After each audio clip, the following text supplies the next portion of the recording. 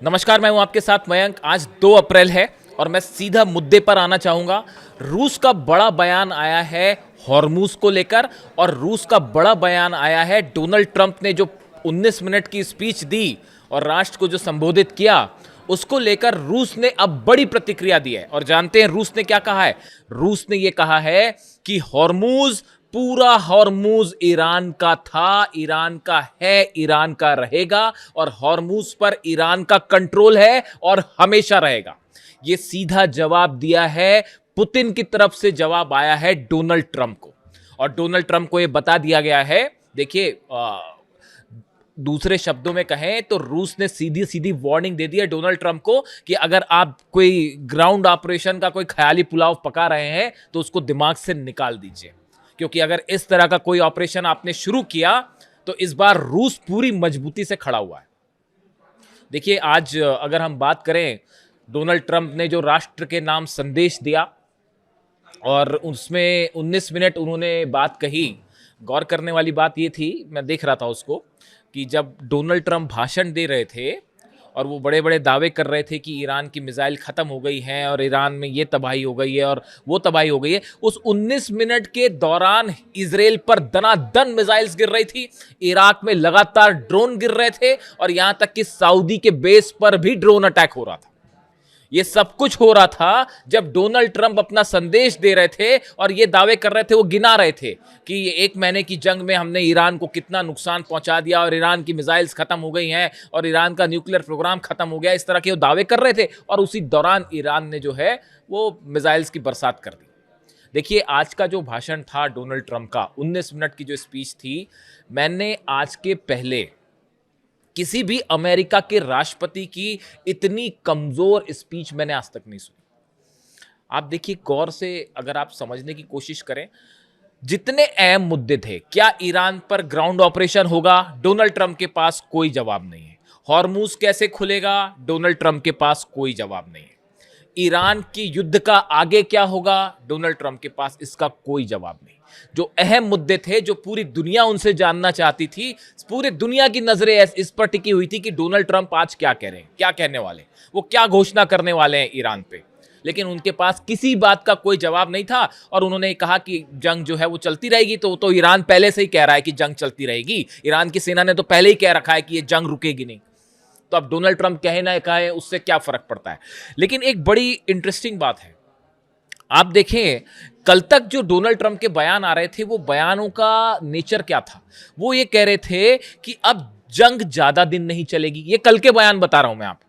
आज सुबह तो उन्होंने फिर अपना यू टर्न ले लिया। कल उन्होंने कहा कि जंग ज्यादा दिन नहीं चलेगी, अब मैं अपने सैनिक जो है ईरान से वापस बुलाना चाह रहा हूं। इस तरह के बयान थे जो कि जंग खत्म करने की दिशा में थे। फिर अचानक ऐसा क्या हो गया, रात भर में ऐसा क्या हो गया कि डोनाल्ड ट्रंप को पूरा यू टर्न लेना पड़ा। हालांकि अपने बयान से बदलना उनके लिए कोई नई बात नहीं है। और ईरान की अगर बात करें तो ईरान उनकी बयानों को गंभीरता से लेता भी नहीं, किसी को परवाह नहीं है डोनाल्ड ट्रंप क्या कह रहे हैं। हकीकत यह है, वो कुछ शेयर बाजार को ही फर्क पड़ता होगा, ऑयल बाजार को ही फर्क पड़ता होगा कि भाई क्रूड ऑयल और इन्वेस्टमेंट, बस इन्हीं में फर्क पड़ता होगा। बाकी ईरान को कोई फर्क नहीं पड़ता। डोनाल्ड ट्रंप जो बोल रहे हैं बोलते रहें। लेकिन फिर भी सोचने वाली बात यह है कि रात भर में ऐसा क्या हो गया कि डोनाल्ड ट्रंप को अपना बयान पलटना पड़ गया। देखिए मैंने खुद ये समझने की कोशिश की, आखिर ट्रंप के बयानों में इतना बड़ा यू टर्न कैसे आ गया। देखिए 2 अहम बैठकें होती हैं, इसको आपको समझना पड़ेगा कि ये पर्दे के पीछे खेल क्या चल रहा था, बार बार ये सीज फायर का और ट्रंप का क्या दांव था।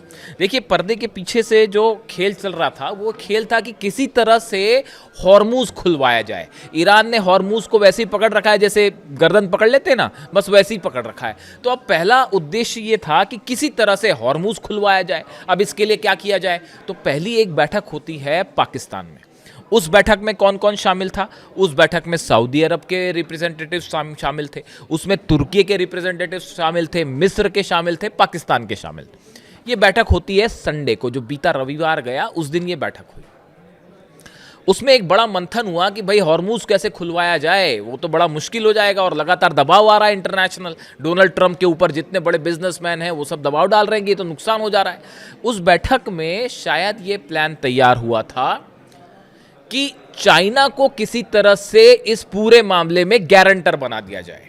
यानी इस समय ऐसा माना जाता है कि ईरान अगर किसी की बात सुनेगा तो वो सिर्फ चीन की बात सुन सकता है, क्योंकि रूस ने इस पूरे मामले में सीज फायर वाले मामले में हस्तक्षेप करने से साफ मना कर दिया। रूस ने यह कह दिया है कि रायता अमेरिका ने फैलाया है, डोनाल्ड ट्रंप ने फैलाया है, वही संभाले अब इस रायते को, हमारा उससे कोई लेना देना नहीं। बात नंबर एक, तो रूस अलग हो गया। अब दूसरा एक देश बचा, चीन। इन देशों का मानना यह था कि अगर चीन को इस बात के लिए राजी करवा लिया जाए कि चीन ये गारंटी दे ईरान को कि हम अब ईरान पर जो है अमेरिका हमला नहीं करेगा, इजराइल हमला नहीं करेगा और आप किसी तरह से हॉर्मूज खुलवाइए, ये प्लान था। और इस प्लान को मनवाने के लिए बताया जाता है, जो सोर्सेस बता रहे हैं, अंदर की खबर जो चर्चा में है डिप्लोमेटिक सर्कल में, मैं वो अब बता रहा हूं आपको, कि पाकिस्तान के विदेश मंत्री इशाक डार जो हैं वो चीन के दौरे पर पहुंचे। पाकिस्तान के विदेश मंत्रालय ने कहा कि डार का चीन का दौरा उनकी चीनी समकक्ष वांग यी के निमंत्रण पर हो रहा है। इस तरह की बात पाकिस्तान की तरफ से कही गई। पाकिस्तान के विदेश मंत्री इशाक डार चीन के दौरे पर पहुंचे और उनकी वहां मुलाकात होती है चीन के विदेश मंत्री के साथ, वांग यी के साथ। और इस मीटिंग में बताया जाता है कि पाकिस्तान की तरफ से यह प्रस्ताव सामने रखा गया था कि किसी तरह से आप ईरान को मनाइए, आप गारंटर बन जाइए कि हां आगे ईरान पर हमला नहीं होगा, तब शायद ईरान हॉर्मूज को खोल दे। ऐसा शायद अमेरिका का संदेश था, ऐसा शायद ये अरब देशों का संदेश था, लेकिन चीन ने ऐसा करने से मना कर दिया। और ये जो दो बैठक थी, एक जो पाकिस्तान में हुई और दूसरी जो चीन में हुई, इन दो बैठकों के आधार पर डोनाल्ड ट्रंप ये दांव खेल रहे थे कि किसी तरह की जो है सहमति बन जाएगी और ईरान को हॉर्मूज खुलवाने के लिए राजी कर लिया जाएगा। ये डोनाल्ड ट्रंप का सोचना था। चीन की बैठक भी फेल हो गई, चीन ने मना कर दिया, हम कोई इसमें बीच में मीडिएटर नहीं बन रहे, भूल जाइए। और वैसे ही जो है ये चार देशों की बैठक जो थी, इसका भी कोई नतीजा नहीं निकला।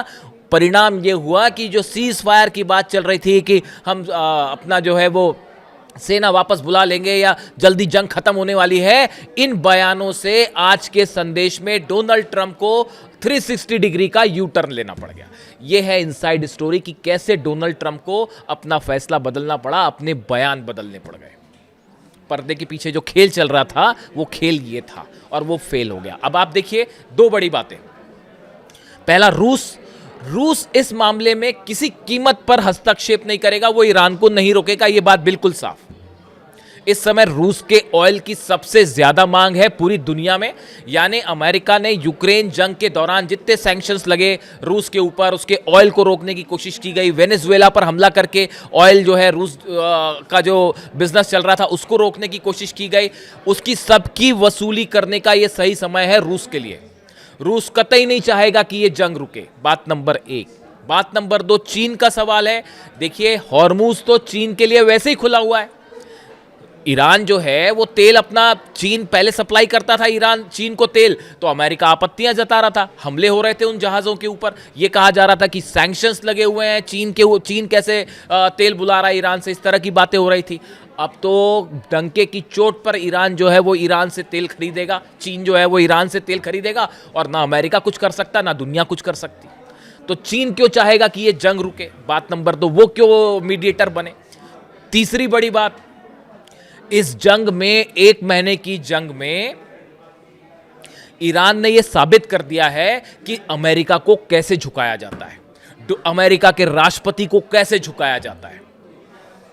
जंग में कैसे अमेरिका को हराया जाए, यह फॉर्मूला ईरान ने पूरी दुनिया को दे दिया है। और वो फॉर्मूला यह है कि अगर आप ईरान या डोनाल्ड ट्रंप के सामने झुकेंगे तो आपको और झुकाएगा, और अगर आप सीना तान के खड़े हो जाएंगे अमेरिका दबना शुरू कर देगा।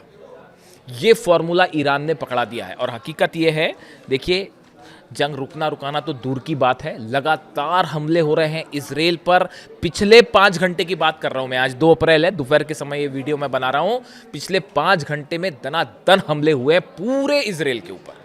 इराक के ऊपर जबरदस्त हमले हो रहे हैं, और बताया जा रहा है कि इराक में जो है वो एक ट्रेनिंग सेंटर है, उस पर हमले हुए हैं। एक केमिकल फैक्ट्री है इराक में, उसके ऊपर हमले हुए। अमेज़ॉन पर जो हमला हुआ वो तो आपने देखा ही, बहरीन में, जो ईरान ने कह रखा है कि जितनी मल्टीनेशनल्स हैं अमेरिका की, उन सबको निशाना बनाया जाएगा। और आज की रात कहा जा रहा है कि भाई कुछ भी हो सकता है, आज की रात बड़ी भारी जाने वाली है फिर से पूरे मिडिल ईस्ट पे, और ईरान जो है वो एकदम खतरनाक मूड में है। अब देखिए इसके अलावा 2-3 बड़ी खबरें हैं। रूस ने आगाह किया ईरान को लंबी जंग के लिए तैयार रहिए। ऐसा क्यों कहा जा रहा है?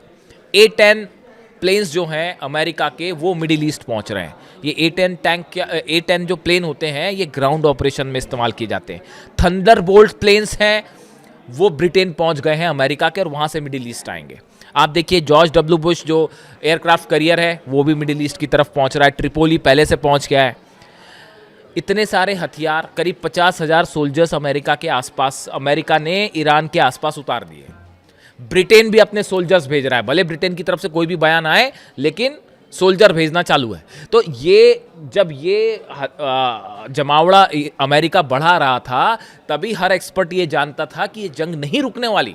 डोनाल्ड ट्रंप कुछ भी दावा करते रहे, कुछ भी बोलते रहे, वो भले शेयर मार्केट ऊपर नीचे करने के लिए इस तरह के बयान आए, लेकिन आप लगातार अपने सैनिक वहां भेज रहे हो, आप अपने फाइटर जेट्स भेज रहे हो, फिर किस चीज का सीज फायर? भूल जाइए। इसके अलावा देखिए बड़ी खबर यह भी है कि यूएई जो है वो अब इस जंग में बड़ी भूमिका निभा सकता है, इस तरह की बातें हैं। और हॉर्मुज खुलवाने की अगर कोशिश होती है तो उसमें यूएई का अहम रोल होगा। और मूसा आइलैंड, बार बार बात हो रही है कि मूसा आइलैंड पर कब्जा करने की कोशिश में यूएई मदद कर सकता है अमेरिका की, इस तरह के दावे हो रहे हैं। इसी का परिणाम है जो दुबई पर हमले हो रहे हैं, अलग अलग डेटा सेंटर्स पर हमले हो रहे हैं, अलग अलग ऑयल डिपोज पर हमले हो रहे हैं, एयरपोर्ट पर हमले हो रहे हैं, मिसाइल्स गिर रही हैं। पिछले 24 घंटे की बात अगर की जाए 15 से 16 बैलिस्टिक मिसाइल गिर चुकी हैं यूएई के ऊपर, और करीब 30 से 40 ड्रोन फायर हो चुके हैं। उसकी वजह यही है यूएई का जो स्टैंड है, इसको लेकर ये हमले हो रहे हैं। अब सवाल यह है कि यहाँ से आगे क्या? सवाल ये है कि क्या अमेरिका ग्राउंड ऑपरेशन करेगा? रूस ने जबरदस्त फील्डिंग कर रखी है हॉर्मुज की। जो चेचन्या के सैनिक आ रहे हैं लड़ने के लिए, और 6 लाख सैनिक ईरान के तैयार हैं। आप ये समझिए इस पूरे इलाके में रूस ने बड़ा प्लान तैयार किया है, ईरान के सेना तैयार है, फ्री हैंड मिल चुका है सीना को। बार बार देखिए इस तरह की बातें हो रही थी, मैं पहले ही कह रहा था, आप मेरे पिछले 3 वीडियो उठा के देख लीजिए। मैंने हर वीडियो में ये बात कहा कि जब तक अब्बास अराक्ची साहब विदेश मंत्री ये ना कह दें कि हाँ अब हम बातचीत करने को तैयार हैं, आपको किसी की बात मानने की जरूरत नहीं है। कोई कुछ भी दावा करता रहे, कुछ भी कहता रहे, ईरान की सेना ये तय करेगी जंग कब तक चलेगी। ये अब ईरान की सेना तय करेगी। ये सब जो बातें थी ना, ये अली खामनेई साहब पर जब हमला किया था उसके पहले सोचना चाहिए था इसका परिणाम क्या होगा। और अभी आप आगे देखते जाइए। एज एन इंटरनेशनल रिलेशंस मेरा सब्जेक्ट है, विदेश नीति मेरा सब्जेक्ट रहा है, उसी पर मैंने पढ़ाई की है दिल्ली यूनिवर्सिटी से, और मैं जो चीज़ें आगे देख पा रहा हूँ वो बेहद भयानक है। आप यकीन मानिए, कल रूस का क्या बयान आया, विदेश मंत्री लावरोव का सुना आपने? उन्होंने कहा कि तीसरे विश्व युद्ध के लिए तैयार हो जाइए। 10-15 देशों पर हमले हो रहे हैं, 3 देश आपस में लड़ रहे हैं, और पूरी दुनिया की इकॉनमी जो है वो घुटनों पे है। ये एक शुरुआत हो सकती है एक बड़े बड़े युद्ध की, यानी ये इससे भी बड़ा, यानी फिर वर्ल्ड वॉर ही बचा, और क्या बचता है। ये लावरोव कह रहे हैं। लावरोव रूस के विदेश मंत्री हैं और बड़े समय से रूस के विदेश मंत्री हैं, पुतिन के खास हैं, और बड़ा सोच समझ के बयान देते हैं। तो ऐसा है कि ये हालात ये है कि इस जंग में ईरान ने अमेरिका को हर लेवल पर, कोई भी मकसद अमेरिका का पूरा नहीं हो पाया। ना सत्ता चेंज हो पा रही है, ना मिसाइल पर रोक लग पा रही है, ना न्यूक्लियर प्रोग्राम रोक पा रहा। वो मैं अलग से बात करूंगा। वो 450 किलो यूरेनियम जो है ढूंढते रह जाएंगे। डोनाल्ड ट्रंप कभी नहीं मिलेगा, कभी नहीं मिलेगा। अब ये हालात ये है कि अमेरिका को लगातार मुंह की खाने पड़ी है। और इसराइल का क्या होगा वो तो अब कुछ बोलना ही बेकार है। इसराइल का आगे क्या होगा, अगर डोनाल्ड ट्रंप छोड़ के चले गए तो भयंकर बेइज्जती हो जाएगी। ये भी सोचिए आप, अगर अमेरिका अपनी सैनिक बाहर बुला लेता है और हमले रोक देता है तो ये तो फिर साबित हो जाएगा बात कि अमेरिका जंग हार गया। मतलब ये तो पहली बार ऐसा होगा कि इतनी करारी हार, यानी इराक, अफगानिस्तान और वियतनाम से बड़ी इतिहास इस बात को नोट करेगा, दर्ज हो जाएगी हमेशा के लिए कि ईरान ने अमेरिका को हरा दिया। और डोनाल्ड ट्रंप प्रेसिडेंट थे उस समय अमेरिका के। ये बात हमेशा इतिहास में पढ़ाई जाएगी बच्चों को आगे। शायद यही वजह है कि डोनाल्ड ट्रंप की मजबूरी है जंग को जारी रखना, और फंस गए हैं। और आज की रात एक बार फिर मैं कह रहा हूं कि अगले 1 से 2 दिन मिडिल ईस्ट के लिए बेहद खतरनाक साबित होने वाले हैं। जो भी अपडेट होगा आप तक पहुंचाऊंगा। Thank you so much.